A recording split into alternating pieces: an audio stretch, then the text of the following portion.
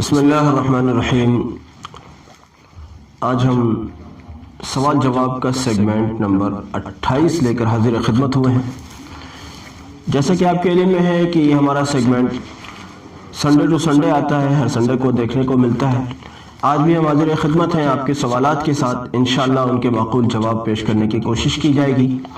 یہ سیگمنٹ سوال جواب پر منحصر ہونے کی وجہ سے بہت مفید ہوتا ہے، نئی نئی باتیں سیکھنے کو ملتی ہیں، اس لیے گزارش رہتی ہے کہ اخیر تک دیکھا کریں، عمل کرنے کے ساتھ ساتھ دوسروں کو بھی پہنچانے میں معاون بنا کریں کہ یہ آپ کے لیے صدقہ جاریہ ہے۔ جزاک اللہ۔ آج کا ہم نے سب سے پہلا سوال لیا ہے جناب چاند محمد صاحب کا دادری سے۔ یہ کہتے ہیں مفتی صاحب کیا اونٹ کا گوشت کھانے کے بعد وضو واجب ہو جاتا ہے؟ بھئی احناف کا مسلک ایسا نہیں ہے، اونٹ کا گوشت کھانے کے بعد ہو یا مچھلی کھائیں یا مرغا کھائیں، جو بھی آپ کو کھانا کھائیں، بہرحال اس کے بعد وضو کرنا واجب نہیں ہوتا۔ مطلب یہ ہے کہ اونٹ کا گوشت کھانے سے بھی وضو نہیں ٹوٹتا۔ جن چیزوں کو نواقض وضو بیان کیا جاتا ہے، یعنی جو چیزیں وضو کو توڑنے والی ہیں، ان چیزوں میں اونٹ کا گوشت شامل نہیں ہے۔ بہرحال یہ احناف کا مسلک ہے۔ دوسرا سوال ہے نازش اختر صاحبہ کا۔ یہ کہتی ہیں کہ مفتی صاحب ایک دن کا نفل اعتکاف کرنے کا کیا طریقہ ہے خواتین کے لیے؟ جو دوسرے اعتکاف کا طریقہ ہے وہی ایک دن کے اعتکاف کا بھی طریقہ ہے۔ اصل میں گھر میں کوئی ایک ایسی عبادت گاہ ہونی چاہیے، یعنی کہ ایسا کمرہ یا ایک کارنر ایسا ہونا چاہیے جس کو آپ عبادت کے ساتھ خاص کر سکیں کہ یہ ہماری عبادت گاہ ہے، گویا کہ زنانہ مسجد ہے گھر کے اندر، ایک طرح سے یوں کہہ لیجیے، اور اسی کے اندر آپ نمازوں وغیرہ کا اہتمام کریں، ذکر اذکار تلاوت وغیرہ کثرت سے اس جگہ پر بیٹھ کر کریں۔ البتہ دوسری جگہ بھی کر سکتے ہیں، اس سے میں کوئی ممانعت نہیں کر رہا۔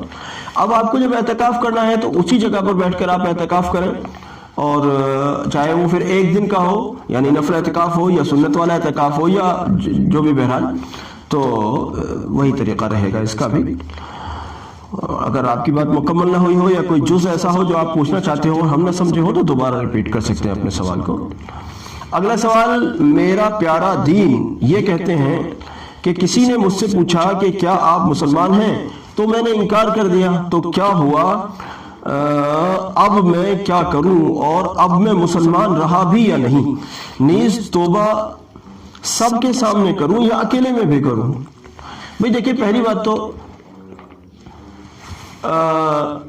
جب کسی نے آپ سے پوچھا کہ آپ مسلمان ہیں یا نہیں، تو لازمی تھا کہ آپ کہتے کہ الحمدللہ میں مسلمان ہوں، بالکل لازم تھا، کوئی گنجائش نہیں اس میں۔ لیکن اب چونکہ یہ آپ سے غلطی ہوئی ہے، آپ توبہ کریں، ضرور کریں، اور کلمہ بھی پڑھیں، اور دوسرے توبہ کرنے کے لیے سب کے سامنے جا کر توبہ کرنا ضروری نہیں ہوتا، جہاں جیسا موقع مل جائے پہلی فرصت میں توبہ کر لینی چاہیے۔ اس کا انتظار نہیں کرنا چاہیے کہ سب لوگ ملیں گے یا وہی والے لوگ ملیں گے جن کے سامنے میں نے جرم کیا تھا انہی کے سامنے توبہ کروں گا، نہیں، ایسا نہیں ہے۔ آپ جیسے آپ کو موقع مل گیا، فوراً جیسے آپ کو ہوش آ گیا، خیال آ گیا کہ میں نے غلط کر دیا، فوراً توبہ کر لیجئے بس۔ اللہ تعالی ہم سب کو محفوظ رکھے۔ فخر کیا کرو ہم مسلمان ہیں، الحمدللہ۔ ڈرتے کیوں ہو؟ خوف زدہ کیوں ہو؟ اسلام کسی گالی کا نام نہیں ہے، دنیا کی سب سے بڑی شرافت کا نام اسلام ہے۔ جھوٹ بولنا یہ گناہ بتائے، عورتوں کو پریشان کرنا یہ گناہ بتائے، کسی کا ناحق خون بہانا یہ گناہ بتائے، ارے اتنا سچا پکا دین اللہ نے ہمیں دیا ہے، اس پر شرمندگی کس بات کی ہے؟ فخر سے کہو الحمدللہ ہم مسلمان ہیں۔ اگلا سوال ہم نے لیا ہے، یہ کہتے ہیں کہ یہ حق کی آواز کا سوال ہے۔ یہ کہتے ہیں کہ غیر عالم کا بغیر مطالعے کے تقریر کرنا کیسا ہے؟ بہت اچھا سوال ہے۔ آج کل بڑا چلن ہے اس بات کا، کوئی بھی آتا ہے ممبر پہ بیٹھ جاتا ہے، کوئی بھی آتا ہے مصلی پہ کھڑے ہو کر تقریر کرنا شروع کر دیتا ہے۔ دیکھو، ہمیں ہمارے اکابر، ہمارے بزرگوں سے یہ بات ملی ہے، وہ فرماتے ہیں کہ پہلے اللہ والے جو علماء کو بیعت کرتے تھے تو ان بیعت کی شرائط میں ایک شرط یہ بھی ہوتی تھی کہ بغیر مطالعے کے سبق نہیں پڑھاؤ گے، بغیر مطالعے کے سبق نہیں پڑھاؤ گے۔ ہم نے بھی دیکھا ہے مدارس کے اندر جن طالب علم کو تعلیم کے لیے کھڑا کیا جاتا ہے، اس طالب علم کے لیے یہ بھی شرط لگائی جاتی ہے کہ پہلے مطالعہ کرو گے پھر تعلیم کرو گے، جبکہ دن اور رات یہی اردو کی کتابیں، یہی عربی کی کتابیں، یہی قرآن اور حدیث اہل مدارس کا اور طلباء مدارس کا مشغلہ ہوتا ہے، اس کے باوجود اس کو یہ تاکید ہوتی ہے کہ پہلے مطالعہ کرو گے اس کے بعد جا کر کھڑے ہو کر تعلیم کرو گے۔ علماء کا آج بھی طریقہ یہی ہے، مطالعہ کرتے ہیں پھر بیان کرتے ہیں۔ جب علماء اور اہل علم کا یہ طریقہ ہے تو یہ لوگ جو علم والے بھی نہیں ہیں، علم بھی نہیں رکھتے ہیں، ان کو کس نے حق دیا اس بات کا کہ وہ مطالعے سے اعراض کرتے ہوئے جا کر ممبر پر بیٹھ جائیں؟ اگر کوئی آدمی بغیر علم کے بولے گا تو پھر کہاں سے بولے گا؟ اس کیا یقین ہے کہ یہ صحیح بول رہا ہے؟ اور صحیح کی کیا دلیل ہے؟ کیسے، کہاں سے آیا صحیح؟ صحیح تو کتاب سے آئے گا یا علماء اللہ والوں کی صحبت سے آئے گا، دونوں سے اگر اعراض ہے تو پھر صحیح کیسے بولے گا؟ اس لیے بیان کرنے والا پہلی بات تو غیر عالم ہونا ہی نہیں چاہیے، سب سے پہلی بات۔ لیکن چلیے، بعض غیر عالم بہت سمجھدار ہوتے ہیں، ایسی بات نہیں، ہر لائن کے پڑھے لکھے لوگ ہوتے ہیں، بڑے بڑے اچھے پڑھے لکھے لوگ ہوتے ہیں، اپنی بات کو اچھے سے پیش کرنے کی صلاحیت رکھتے ہیں، تو ان کو جس دین کی وہ ترجمانی کر رہے ہیں اس دین کا کم سے کم مطالعہ تو کرنا ہے، جس ٹاپک پر ان کو بولنا ہے۔ بغیر مطالعے کے بیان نہیں کرنا چاہیے، علماء کو بھی نہیں کرنا چاہیے۔ یہی ہمارے اکابر اللہ والوں کا طریقہ رہا ہے۔ میں پابندی نہیں لگا رہا بھائی، میں نہیں لگا رہا پابندی، پہلے سے لگی آ رہی ہے ہمارے اوپر پابندی، ہمارے اکابر کا طریقہ رہا ہے۔ آج بھی اللہ والے بغیر مطالعے کے نہ بیان کرتے ہیں نہ سبق پڑھاتے ہیں۔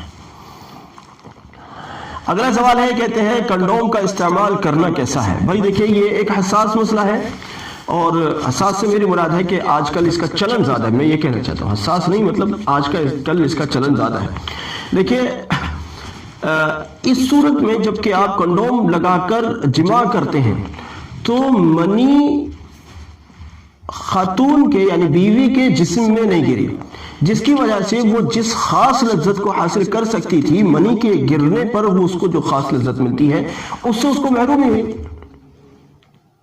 اور لذت حاصل کرنا یہ اس کا حق ہے۔ اس لیے کنڈوم کا استعمال بیوی کی اجازت کے ساتھ کیا جا سکتا ہے، مصلحتاً۔ ہمیشہ کرتے ہی رہیں، بچے ہونے ہی نہ دیں، یہ درست نہیں ہے۔ یہ بچوں کے درمیان میں مناسب وجہ پر وقفہ رکھنے کی بنیاد پر آپ اس کا استعمال کر سکتے ہیں، یا خدا نخواستہ کوئی ایسا مرض ہے جس کے پھیلنے کا اندیشہ ہے، اپنے پارٹنر کو نہ لگ جائے وغیرہ، اس ٹائپ کی کوئی پرابلم اگر ہے تو اس کا بھی اس صورت میں کر سکتے ہیں، لیکن بیوی کی اجازت شرط ہوگی۔ اچھا، اگلا سوال ہے، کہتے ہیں مفتی صاحب قاسمی کون ہوتے ہیں اور علماء کرام اپنے نام کے ساتھ قاسمی کیوں لکھتے ہیں؟ بھئی دارالعلوم دیوبند چونکہ حضرت مولانا قاسم صاحب نانوتوی رحمۃ اللہ علیہ کی بنا ہے، انہوں نے اس کی بنیاد رکھی، تو حضرت مولانا قاسم صاحب نانوتوی رحمۃ اللہ علیہ کا دارالعلوم، اس سے پڑھنے والے حضرات مولانا قاسم صاحب نانوتوی رحمۃ اللہ علیہ کی نسبت پر قاسمی لکھتے ہیں۔ یہ اور حضرت مولانا نے صرف دارالعلوم دیوبند کی بنیاد نہیں رکھی، اور بھی بہت سارے مدرسوں کی بنیاد رکھی، اور ان کے فضلاء اپنے آپ کو قاسمی لکھتے ہیں۔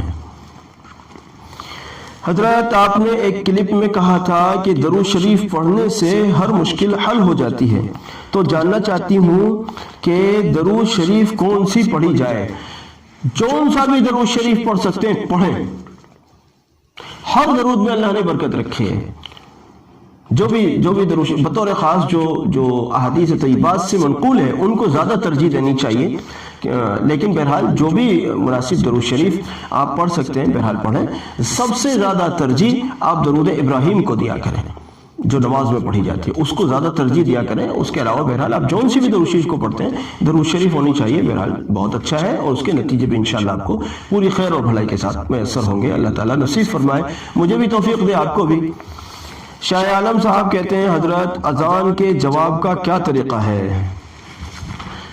مختصر تو یہ سن لیجئے کہ جو الفاظ مؤذن کہتے ہیں وہی الفاظ ہمیں کہنے چاہیے، اور حی علی الصلاح حی علی الفلاح کی جگہ پر لا حول ولا قوت الا باللہ ہمیں کہنا چاہیے، اور الصلاۃ خیر من النوم کی جگہ پر صبح فجر میں صدقت و بررت کہنا چاہیے۔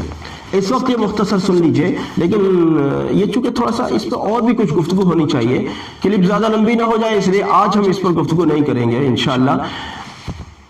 بہت جلد اللہ کی توفیق رہی تو اس پر ایک مستقل کلپ بنائیں گے انشاءاللہ، اور آپ کے پیش نظر وہ ہوگی، اور اس سے آپ دیکھیں گے کہ پوری اذان کس طرح سے کون سے لفظ کا کیا اس کا جواب دیا جانا چاہیے، فجر کی اذان میں کیا جواب دیا جائے، دیگر اذانوں میں کیا جواب دیا جائے، اقامت کا کیا جواب دیا جائے، یعنی تکبیر جس کو ہم کہتے ہیں نماز شروع ہونے سے پہلے جو کہیے، جس میں قد قامت الصلاۃ آتا ہے نا، اس کو اقامت کہا جاتا ہے۔